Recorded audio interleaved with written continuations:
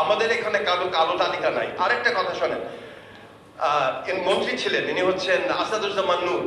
নূর ভাইকে আমরা সবাই শ্রদ্ধা করি, নূর ভাইকে আমরা সবাই ভালোবাসি, কিন্তু নূর ভাই যখন মব জাস্টিসের কারণে যখন আক্রান্ত হন তখন কষ্ট লাগে। নূর ভাই চেহারাটা কি দেখেছেন?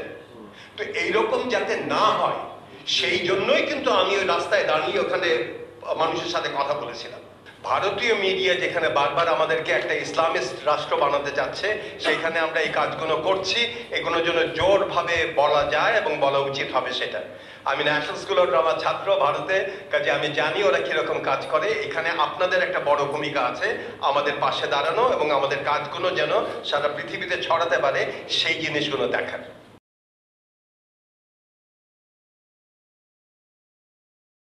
আমরা যা করছি সেটা হচ্ছে যে একেবারে জনবান্ধব করতে চাই শিল্পকলা একাডেমিকে, প্রথম কথা। দ্বিতীয় কথা হচ্ছে যে শিল্পকলা একাডেমি সমাজের কেন্দ্রে স্থাপন করতে চাই শিল্পকর্ম। আমরা প্রচার করতে চাই না, আমরা বলতে চাই না অমুক নেতা বিশেষ বা মহান, আমরা প্রশ্ন তুলতে চাই, আমরা বাহাস করতে চাই, আমরা আলোচনা করতে চাই। বাহাসের মূল জায়গাটাই এখানে। আমরা দেখবেন যে আওয়ামী লীগ পন্থী হয়তো সেও দাঁড়াবে পাশে জামাতপন্থীর সাথে, পাশে গিয়ে বাহাস করবে, আলোচনা করবে বাংলাদেশ কোন পথে যায়। আমাদের কাজ না বলে দেয়া জনগণকে কি করবে, জনগণ জানেন কি করবে। আমাদের সম্পূর্ণ আস্থা আছে ভারতের মিডিয়া, তো ভারতের মিডিয়া প্রচার, বাংলাদেশের মানুষ জানে বাংলাদেশের মানুষ কি চায়। আমরা চাই ওই বাংলাদেশের মানুষের পাশে দাঁড়িয়ে তাদের চিন্তার যাতে আরো প্রসারতা ঘটে, তাদের চিন্তার অস্থিরতার বদলে নতুন চিন্তা আসে, তার জন্য গণমুখী শিল্প চর্চা। আমরা চাই উৎসব মুখর বাংলাদেশ, আর আমরা খুব পরিষ্কার ভাবে চাই হাজার মালভূমির বাংলাদেশ। তার মানে সব দল, সব মত, সব চিন্তা আমাদের শিল্পকলা একাডেমিতে প্রকাশিত হতে পারবে। শুধু কিছুদিনের জন্য, এটা খুব গুরুত্বপূর্ণ, এবং এটা আমাদের যেটা এখানে একটা আমাদের প্রেস কনফারেন্স আছে, প্রেস বিজ্ঞপ্তিতে আমরা খুব পরিষ্কার ভাবে বলেছি, কিছুদিনের জন্য সেই ব্যক্তিরা যারা আমাদের গণ আন্দোলনের বিরুদ্ধে কাজ করেছেন, অবস্থান নিয়েছেন বিরুদ্ধে বা এখনো নিচ্ছেন, তাদের জন্য কি আমরা আহ্বান জানাবো কিছুদিন পেছনে থাকতে, এবং দলের বিষয় সেটা আহ্বান জানাবো। এটা প্রেস রিলিজে আছে, এটা এক নতুন না। আপনারা যদি দেখেন 4 নভেম্বর দেয়া প্রেস রিলিজে আছে। তো আমাদের পলিসি খুব পরিষ্কার। আমরা এখন যেটা চাচ্ছি, ভারতের মতন যত প্রচার চালাক আমাদের চিন্তা সেখানে না। আমরা জানি আমাদের জনগণ, আমাদের মূল উদ্দেশ্য জনগণ যেন অস্থির না থাকে, জনগণের চিন্তায় যে নতুন পথ দেখতে পারে, এইটা আমাদের মূল জায়গা। ওই জায়গাটাকে যদি আমরা করতে পারি, নতুন চিন্তাগুলো যেন স্ফুরণ ঘটে চিন্তায়, তাহলে আমরা বুঝবো যে আমাদের কাজগুলো সার্থক। আপনারা আমাদের পাশে দাঁড়িয়ে আপনারা এমন বাংলাদেশকে দেখাবেন পৃথিবীতে যে বাংলাদেশ এরকম কাজ করতে পারে, ভিআর করতে পারে, যে বাংলাদেশ যেখানে রাষ্ট্রীয়ভাবে এবং সেখানটা বৈষম্য বিরোধী আন্দোলন কেন্দ্র করে কাঁথা সেলাই, পুঁথি সেলাই করতে পারে, যেখানে স্ট্যান্ডার্ড কমেডি আসছে, যেখানে ব্যান্ড মিউজিক আসছে, র্যাপ আসছে, এইরকম শিল্পকলাকে আপনাকে দেখেন না? এটাকে সেলিব্রেট করতে পারি না আমরা? আমরা সেরকম কাজ করতে যাচ্ছি।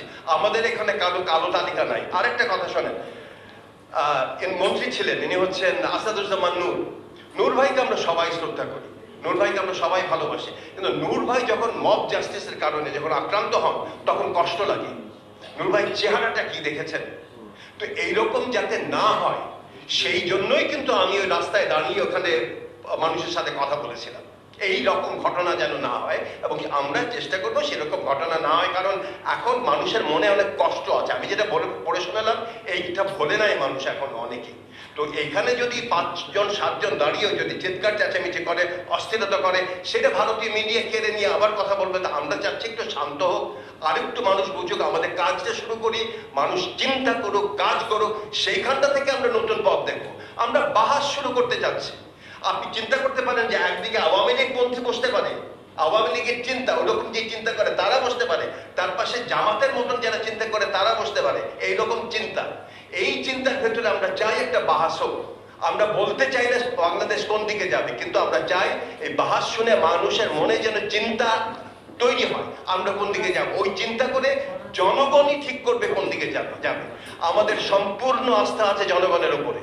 মানুষ জানে, মানুষের বুদ্ধি আছে, মানুষ তার পথ খুঁজে নেবে। আমরা খালি নতুন পথ, নতুন চিন্তা যাতে জাগ্রত হয় সেই স্ফুরণগুলো দেখতে চাই, টোকাটা দিতে চাই ঠিক জায়গায়, যেন চিন্তাগুলো আটকে না যায়, ভুল পথে না, ভিন্ন পথে না, বিশৃঙ্খলা নয়, অস্থিরতা নয়, নতুন চিন্তায় কেমন বাংলাদেশ চাই আমরা। 6ই অগস্ট আমরা যে বাংলাদেশ চেয়েছিলাম সেরকম যদি না পাই তাহলে কি করবো? স্ট্যান্ড আপ কমেডি করবো। স্ট্যান্ড আপ কমেডি করে মনে করিয়ে দেবো আপনাকে, স্ট্যান্ড আপ কমেডিয়ান খোঁজা দেবে তাহলে।